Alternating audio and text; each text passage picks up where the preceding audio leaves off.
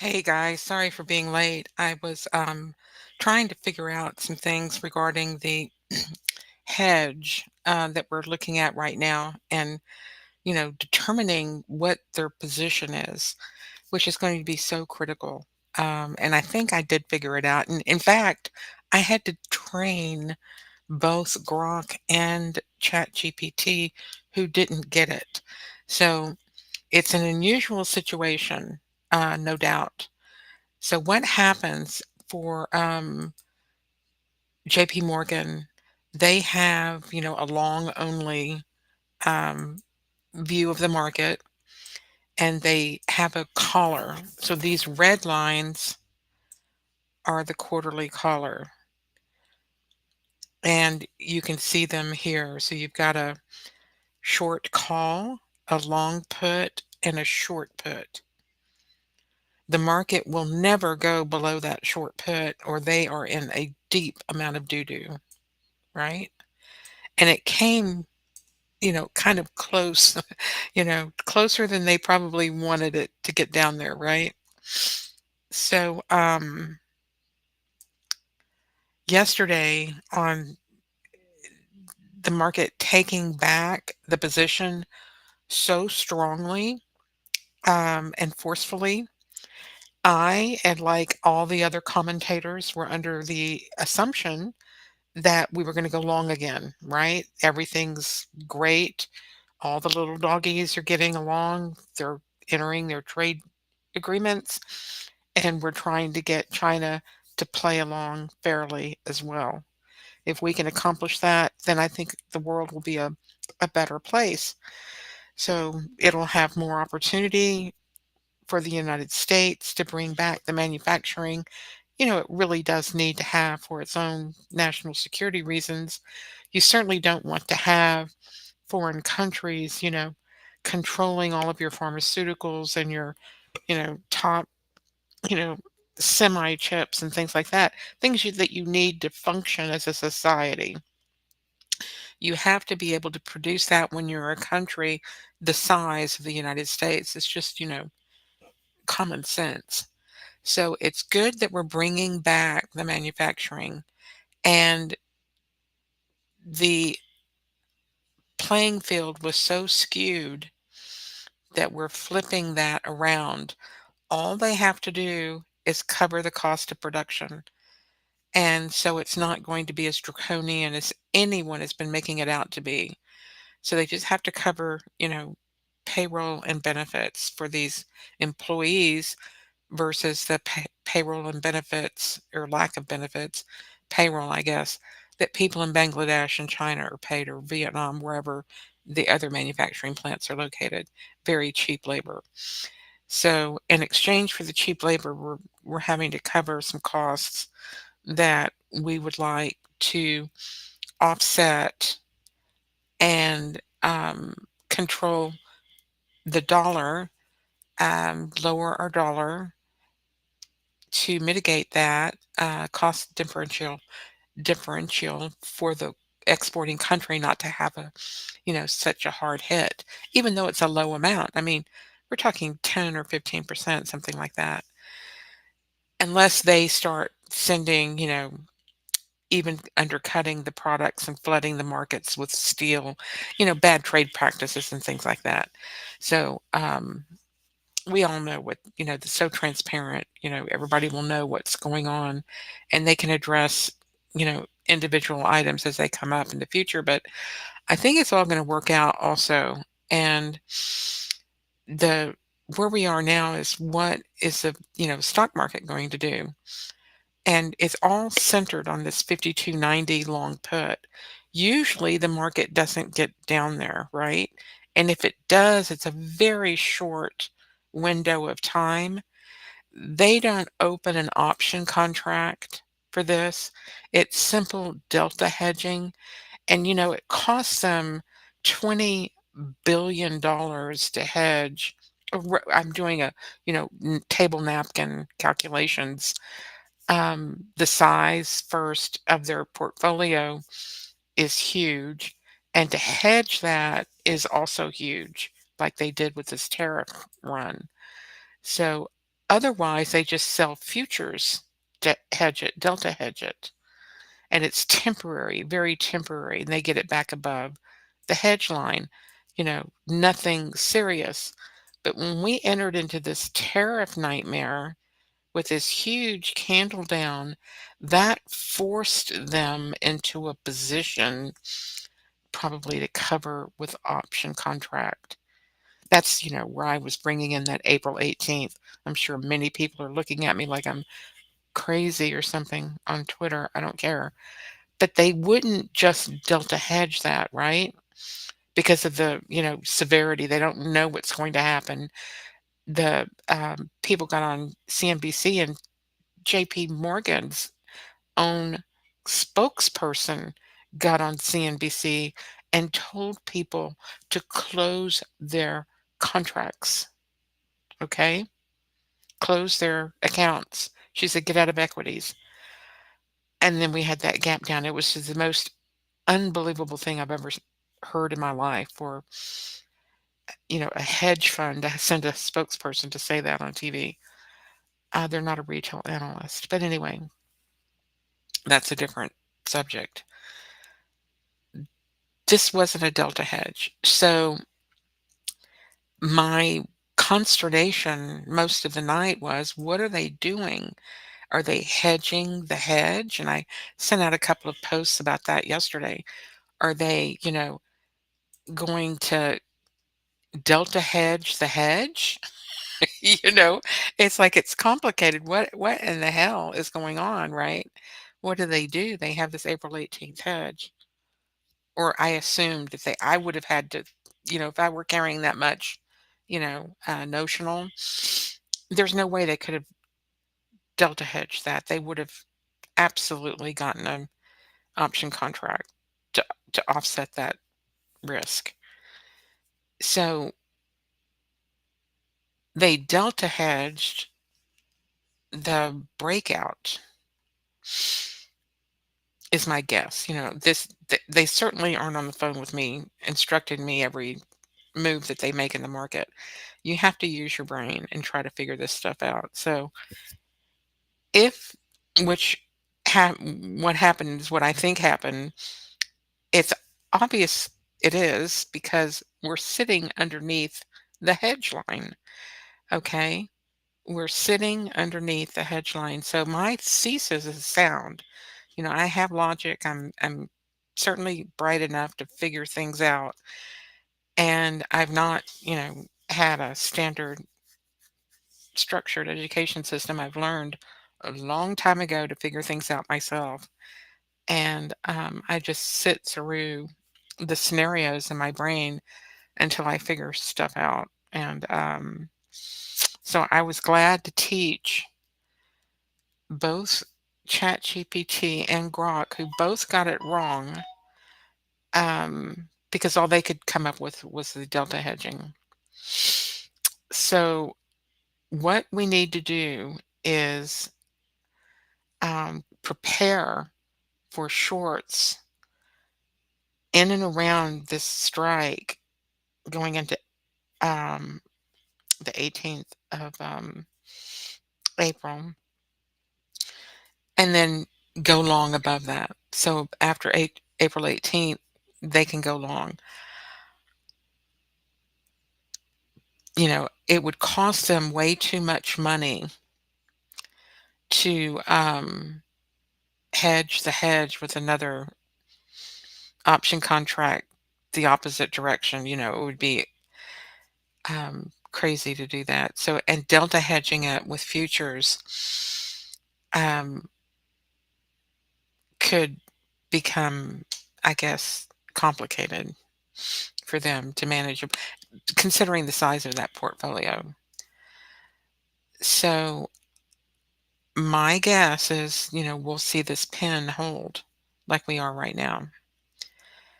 And so it doesn't mean that they have to keep it under every tick, but like you're seeing now, they are controlling it to close underneath this level, and they're going to be hovering around it.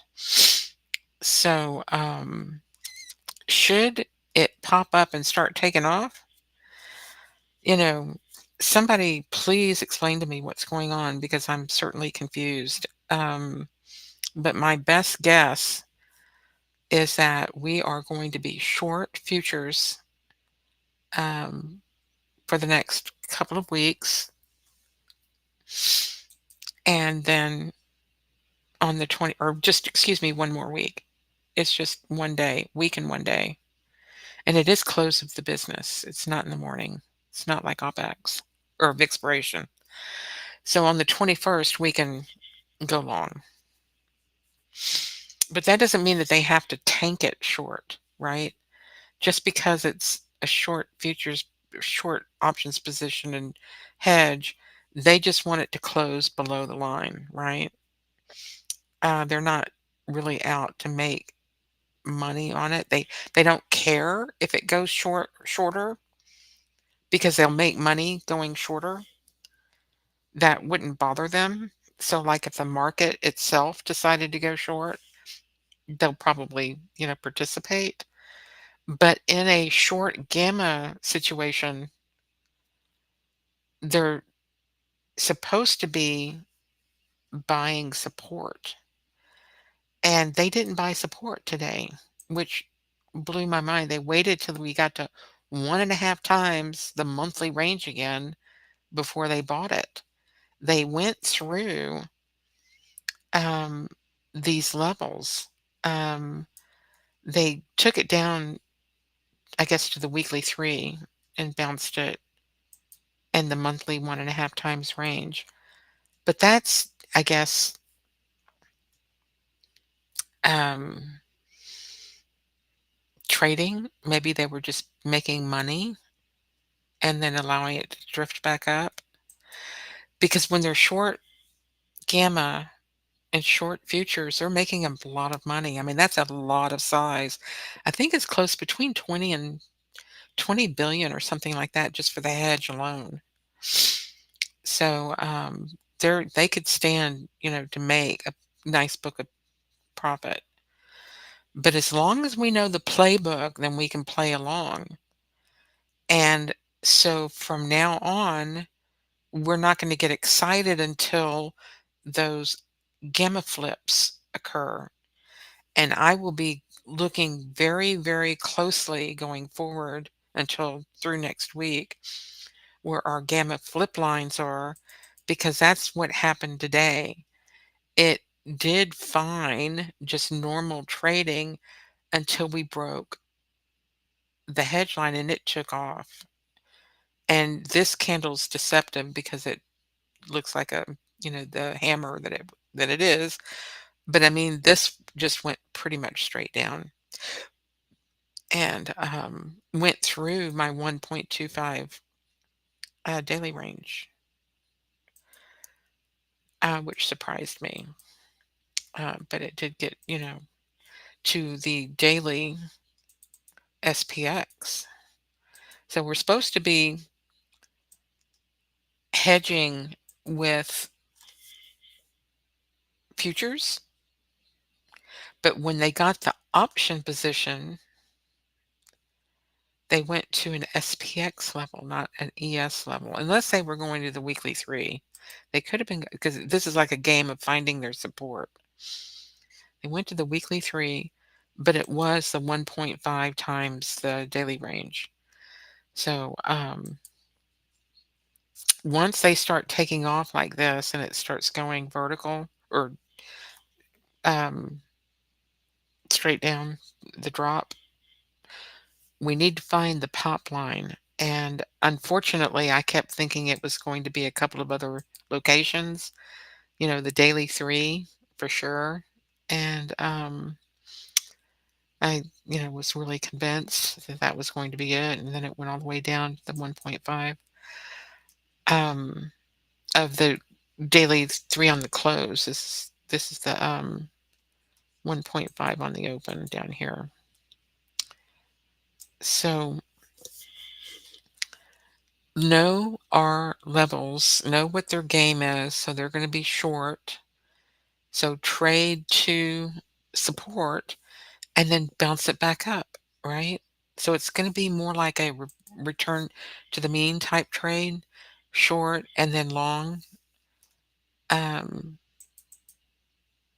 for next week and tomorrow. So as long as we know what the playbook is, we can play it.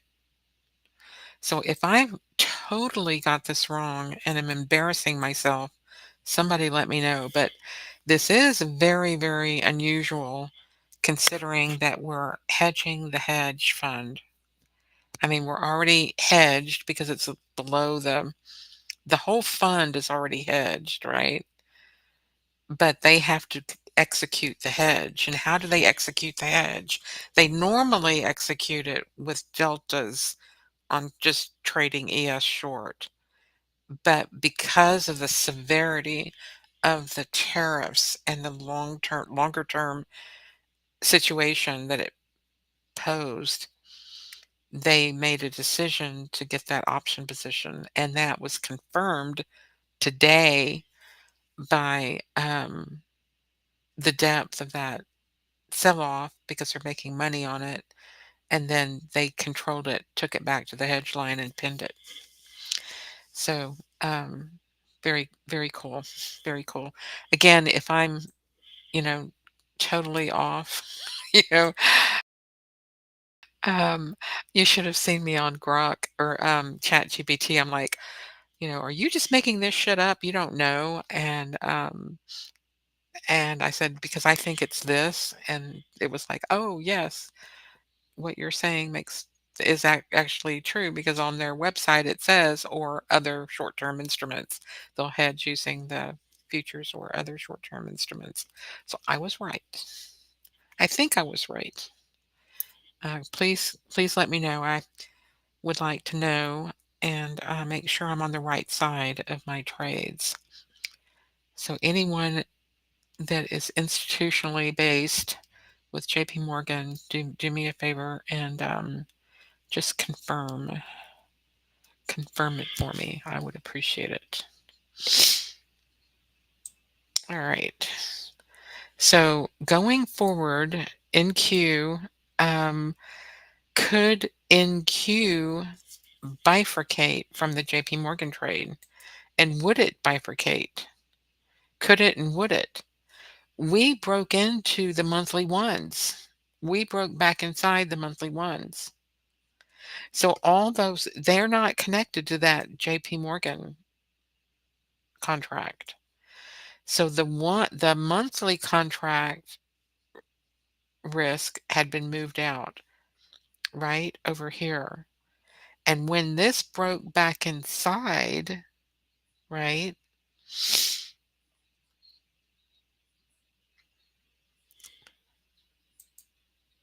did the mean get hit?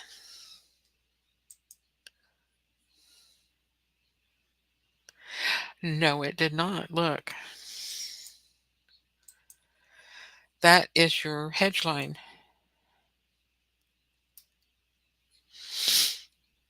So when you move the risk out from the ones,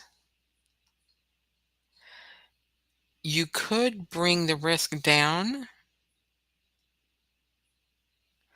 or to the mean. So when this started coming up, if they had moved it down, you know, uh, just talking about funds, hedge funds, or institutional sovereign wealth funds, or whatever, where do they move the risk once you move it out, waiting to the end of the term of that month, which is beyond the 18th, right? It goes through the 30th, and the 30th is the extra week. So we've got 5, 10, 11, 12, 13, 14 trade days. So when they, had that go out, the couple of things happened. It came down so fast, and the volatility was so wide that that compression or the normal depression of the volatility would send it back up, but more slowly if the volatility collapses fast.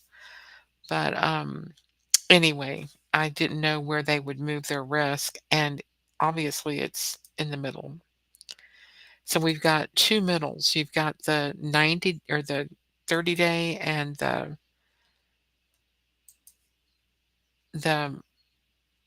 trade days. The 90-day is a little higher, 19,600, but the number of trade days in the month is lower, 19,403, so 19,400, and that's where they stopped it, right on a dime. And this is not tied to the JAEQX. The algos need together, but I was thinking last night, could it bifurcate? Could the NQ just like go a separate track? If ES is stuck on that 5290 pin, can NQ take off and go long?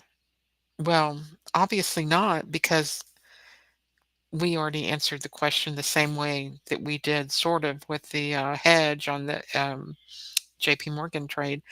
Once they move the risk out, they don't want it to go back in, right? They want it to stay out because they sold the risk out. So we're short in April, all of April on NQ, at least either 19,400 or 19,600, if that helps you plan. I mean, I'm saying these things like they're, matter of fact. A lot of this is just me figuring out the market, how it works. I do know that it's a variance trading model and that they go from the mean to the three, and they use these levels to manage their risk on their portfolios. They stay inside the ones to be delta neutral, and when it goes outside the ones, like right here, see, it stayed inside the one because it went down to the 90-day, right? Even though you thought that it was going to the twos and threes, it actually was staying inside the 90-day. So all that really was delta neutral. For these firms that buy, sell premium. So now we're short below 18,889 in 19,007, 19,403, and 19,601. Those are your resistance lines, and they would had to have delta hedged above it or taken out. It's like, what do you do with the hedge of a hedge? Do you take another option out to the end of the month to go opposite? That kind of is crazy, isn't it? So you would delta hedge if it goes inside and rely on your roll your risk up to the mean, and then rely on the market dealers and market makers bringing it back outside, and that's what they did. So they brought it back outside. But that was such a huge move with such power and force and optimism and positivity, and everybody was just, this is great, everything's going to work out, that, everybody thought that it was time to get back in. And we just have to wait for the structure of the market to reset to allow that to happen. Once we get into a new position in SPX, it's going to be April 18th. We're going to get a new range for that hedge, not for the quarterly reset. For the quarterly reset, that long put stays there for the entire quarter. But hopefully the market can go above that line after April 18th. All right. So I think that makes sense. I hope you understand. And fascinating situation. I mean, I love these things that are unusual. I think about them and try to figure it out. And I always crack up when I can beat the AI bots and teach them. I'm like, are you crazy? What, you just make this stuff up? And they do. You have to be careful with AI. They give you some garbage sometimes. It's like, where did you get that? I've caught them doing things to my um, stuff that I work on with them, and I'll say, You know, don't interpolate something if I give you the exact levels and historical data. What is wrong with you? There's no reason for you to come up with these, arcane calculations when I'm giving you the levels. Stop it. So you have to watch them like a hawk. They're like 2-year-old toddlers. You have to be careful with AI. All right, guys, y'all crack me up. And I know I crack you up. So we'll amuse each other. Thank you so much. We'll see you tomorrow. Y'all have a good night.